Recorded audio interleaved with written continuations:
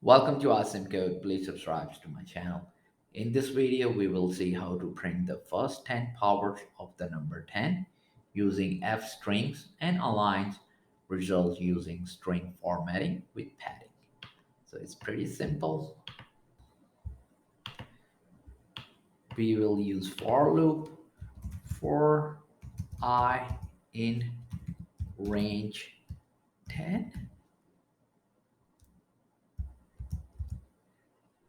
and then we are just going to use print and have string, so 10 to raise the power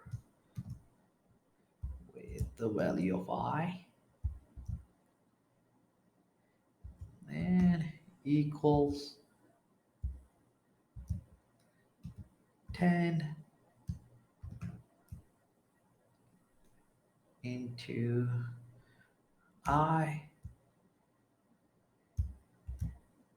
and with the padding. So this syntax is for the power of 10 raised to the value of I, and that's it. We're just gonna save our script and run. And here is the nice output of our code.